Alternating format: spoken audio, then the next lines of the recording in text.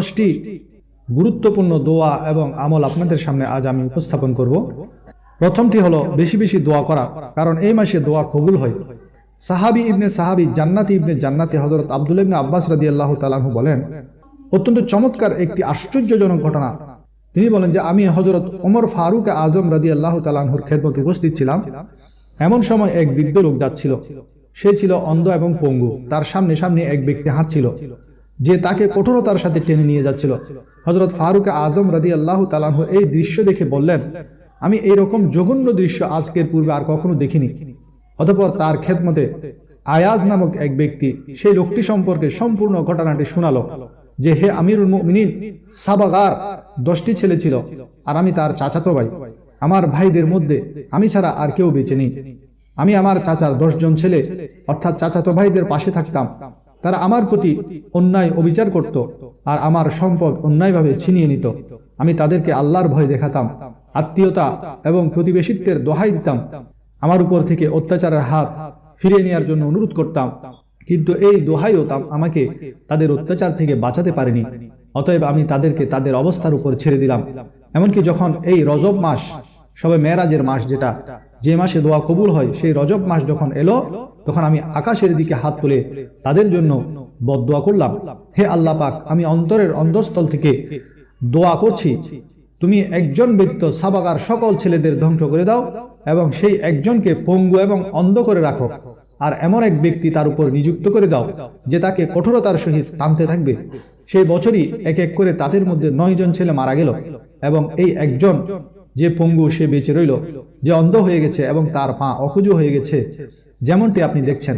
হযরত ফারুক আজম বললেন, নিশ্চয়ই এটি খুবই আশ্চর্যজনক ঘটনা। ইসলামী ভাইরা, আপনারা দেখলেন তো অত্যাচারের পরিণতি কিরূপ ভয়ানক হতে থাকে।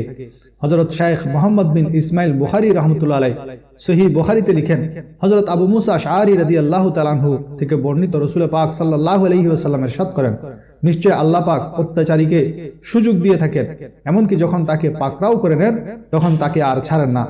এতটুকু ইরশাদ করে নবী করিম সাল্লাল্লাহু আলাইহি ওয়াসাল্লাম সূরা হুদের 102 নম্বর আয়াত তেলাওয়াত করলেন, আউযু বিল্লাহি মিনাশ শাইতানির রাজীম ওয়াকাযালিকা আখযু রাব্বিকা ইযা আখাযাল কুরা ওয়া হিয়া যালিমাত ইন্না আখযাহু আলীমুন শাদীদ। অর্থাৎ এবং অনুরূপী তোমার রবের পাকড়াও যখন বস্তিগুলোকে পাকড়াও করেন তাদের অত্যাচারের কারণে, নিশ্চয় তার পাকড়াও বেদনাদায়ক এবং কঠিন। প্রিয় ইসলামী ভাইরা, বর্ণনাকৃত ঘটনা থেকে এটাও জানা গেল এই রজব মাসে দোয়া কবুল হয়ে থাকে। তারিখে ইবনে আসাকিরের একটি দীর্ঘ বর্ণনা রয়েছে, জাহিলি যুগেও মানুষ এই মাসের সম্মান করত, নিজের উপর করা অত্যাচারের বিরুদ্ধে কোনো বদদোয়া করত না। কিন্তু রজবুল মুরাজ্জব এই মাস যখন আসত, তবে অত্যাচারের বিরুদ্ধে তারা বদদোয়া করত আর সেই বদদোয়া কবুল হয়ে যেত। সুবহানাল্লাহ। আল্লাহ তাআলা আমাদেরকেও এই মাসে বেশি বেশি ইবাদত করার এবং দোয়া করার তৌফিক দান করুন। দ্বিতীয় আমলটি হলো এই মাসে বেশি বেশি আমল করা এবং গুনাহ কমিয়ে দেয়া, কারণ রজব মাসটি খুবই বরকতময় মাস। এটি সম্মানিত ওই 4টি মাসের মধ্যে একটি, যার মহত্ব এবং শান কোরআন হাদিসে বর্ণনা করা হয়েছে। হযরত আব্দুল্লাহ ইবনে আব্বাস রাদিয়াল্লাহু তাআলা আনহু বলেন, আল্লাহ পাক 12টি মাসের মধ্যে 4টি মাসকে বিশেষত্ব দান করেছেন এবং এর সম্মানকে মহত্ববান করেছেন, আর এতে গুনাহ করাকে বড় গুনাহ ঘোষণা করে দিয়েছেন। সেই জন্য এই মাসের সম্মানে আমাদেরকে এই মাসে গুনাহ খাতা, জুলুম, অন্যায়, অবিচার কমিয়ে দিতে হবে।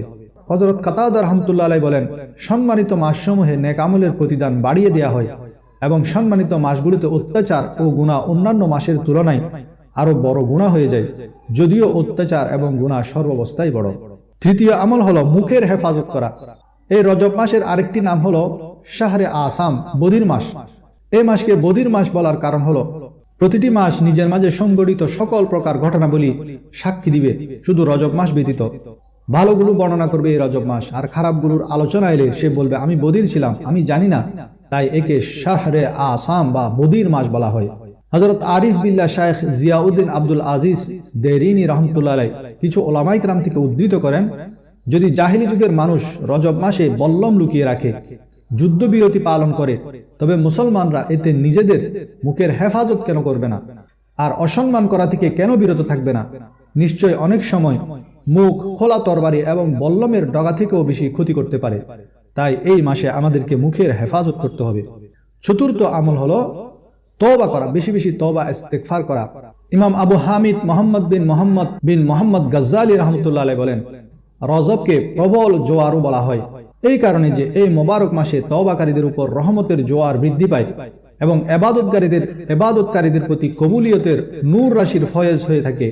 হযরত আল্লামা ইউসুফ বিন আব্দুল হাদি হাম্বলি রাহমাতুল্লাহ আলাইহি বলেন, রজব মাস হলো মঙ্গল এবং কল্যাণের চাবি। পঞ্চম আমল হলো রজব মাসে ইন্তেকাল করার জন্য আকাঙ্ক্ষা করা। একজন নেককার আলিমে দ্বীন এই রজব মাসের পূর্বে অসুস্থ হয়ে গেল। তখন বলতে লাগলো, আমি আল্লাহ পাকের নিকট দোয়া করেছি আমার ওফাত যেন রজব মাসে হয়, কেননা আমি জানতে পেরেছি রজব মাসে আল্লাহ পাক বান্দাদেরকে দুজক থেকে মুক্ত করে দেন। অতএব আল্লাহ পাক তাকে রজবুল মুরাজ্জব এই মোবারক মাস দান করলেন মৃত্যুর জন্য এবং এই মাসেই সে ইন্তেকাল করলেন। সুবহানাল্লাহ। ষষ্ঠ আমল হলো রজবের দোয়া, যেটি নবী করিম সাল্লাল্লাহু আলাইহি ওয়াসাল্লাম শিক্ষা দিয়েছেন।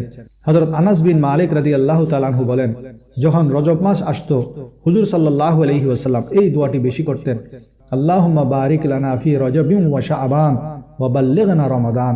অর্থাৎ, হে আল্লাহ, আমাদেরকে রজব এবং শাবানে বরকত দান করো এবং আমাদেরকে রমজানের সাথে মিলিয়ে দাও। এই রজব মাসের প্রথম তারিখের ফজিলতের কথা হাদিস শরীফের মধ্যে আছে। রাসূল পাক সাল্লাল্লাহু আলাইহি ওয়াসাল্লাম ইরশাদ করেন, 5টি রাত এমন রয়েছে যাতে দোয়া ফিরিয়ে দেওয়া হয় না। নাম্বার 1 রজবের প্রথম রাত, নাম্বার 2 15 শাবান শবে বরাতের রাত, নাম্বার 3 বৃহস্পতি এবং শুক্রবারের মধ্যবর্তী রাত অর্থাৎ বৃহস্পতিবার দিবাগত রাত, নাম্বার 4 ঈদ উল ফিতরের রাত, নাম্বার 5 ঈদ উল আজহার রাত। সেই হিসাবে আমাদেরকে আগামী 3 ফেব্রুয়ারি রজবের প্রথম রাত, সেই রাতে আমাদের বেশি বেশি দোয়া, ইস্তেগফার, জিকির আজকার, ইবাদতের মাঝে অতিবাহিত করতে হবে। 8 নম্বর আমল হলো অধিক হারে ইস্তেগফারের দোয়া করা। রাসূল পাক সাল্লাল্লাহু আলাইহি ওয়াসাল্লাম ইরশাদ করেন, যে ব্যক্তি রজব এবং শাবানে 7 বার এই ইস্তেগফারের দোয়াটি পড়বে, আস্তাগফিরুল্লাহাল আযীম আল্লাযী লা ইলাহা ইল্লা হুয়াল হাইয়ুল কাইয়্যুম ওয়া আতুবু ইলাইহি তাওবাতা আবদিন যালিমিন লিনাফসিহি লা ইয়ামলিকু লিনাফসিহি মাউতান ওয়া হায়াতান ওয়ালা নুশুরা। তবে আল্লাহ পাক তার উপর নিযুক্ত ফেরেশতাদেরকে ইরশাদ করবেন, তার গুনাহের আমলনামা মুছে দাও। হযরত আশরাফ জাহাঙ্গীর সিমনানি রাহমাতুল্লাহ আলাইহি মুলফুজাতে রয়েছে, রজব মাসে অধিক হারে ইস্তেগফার করো। যে ব্যক্তি রজব মাসে 3000 বার ইস্তেগফার পাঠ করবে তবে তাকে ক্ষমা করে দেওয়া হবে। ইস্তেগফারটি হলো, আস্তাগফিরুল্লাহ ইয়া যাল জালালি ওয়াল ইকরাম মিন জামিইয যুনুবি ওয়াল আসাম। এরপর নবম আমল হলো নফল রোজা রাখা। ইসলামী ভাইরা, কিছু না কিছু নফল রোজা রাখার অভ্যাস বানানো উচিত, কেননা এর অনেক বড় প্রতিদান এবং সওয়াব রয়েছে। প্রিয় নবী করিম সাল্লাল্লাহু আলাইহি ওয়াসাল্লাম ইরশাদ করেন, নিশ্চয় রজব অনেক মহত্বপূর্ণ একটি মাস। এই মাসে নেকির প্রতিদান বাড়িয়ে দেওয়া হয়। যে ব্যক্তি এই মাসে কোনো একদিন রোজা রাখলো তবে তা এমন যেন সারা বছর সে রোজা রেখেছে। 10ম আমলটি হলো, যদি সামর্থ্য থাকে, সুযোগ থাকে, তাহলে উমরা করা। মুসলমানদের দ্বিতীয় খলিফা হযরত ওমর ফারুক আজম এবং অন্যান্য সাহাবায়ে কেরামগণ রজব মাসে উমরা করা পছন্দ করতেন। হযরত আয়েশা সিদ্দিকা রাদিয়াল্লাহু তাআলা আনহা এবং হযরত আব্দুল্লাহ বিন ওমর রাদিয়াল্লাহু তাআলা আনহু উমরা আদায় করতেন। প্রসিদ্ধ তাবি বুজুর্গ ইমাম ইবনে সিরিন রাহমাতুল্লাহ আলাইহি বলেন, আমাদের বুজুর্গ অর্থাৎ সাহাবায়ে কেরামগণ রজব মাসে উমরা করতেন।